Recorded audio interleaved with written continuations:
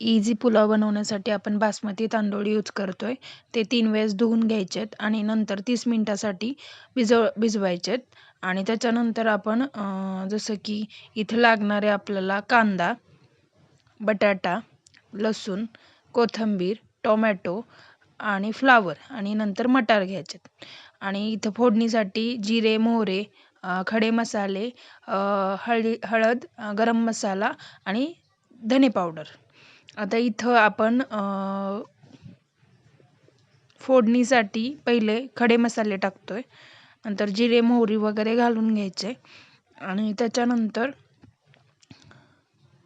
जिरे, मोहरे वगैरे सगळं तडतडल्यानंतर त्याच्यामध्ये आपण कांदा घालायचा आहे.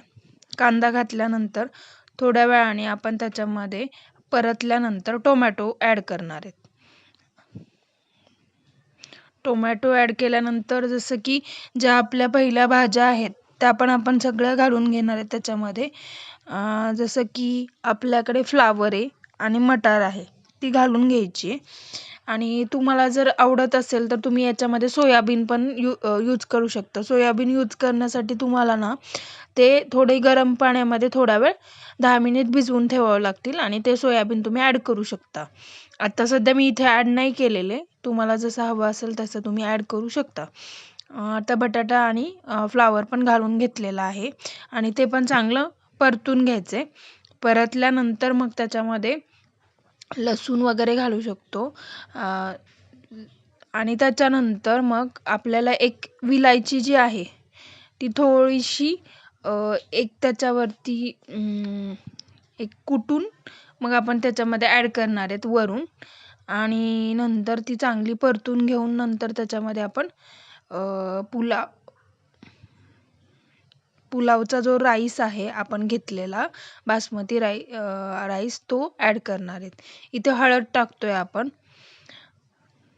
धने पावडर टाकतोय, त्याच्यानंतर गरम मसाला. आता मी इथे ना बिर्याणी मसाला वापरलाय.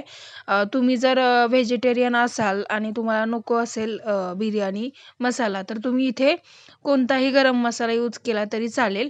किचन किंग मसाला असेल तोही यूज करू शकता तुम्ही इथे. जसं की मी तुम्हाला सांगितलं, इथं मी विलायची आहे बघा असं एक थोडंसं कुटून मग टाकली आहे. त्याच्यामध्ये ॲड केली. आता परतून ना त्याच्यामध्ये आपण पाणी घालणार आहोत. आता पाणी किती घालायचं तांदळाच्या थोडंसं वरती घालायचं जास्त पण आपल्याला चिकट भात झालेला नाही पाहिजे. तर थोडासा व्यवस्थित शिजेल याप्रमाणे आपण थोडंसं वरती पाणी घालून घेऊयात. जर तुम्हाला खूपच मोकळं हवा असेल तर तुम्ही थोडंसं कमी पाणी घालून शिजवू शकता. आता ही आपली पुलाव तयार आहे.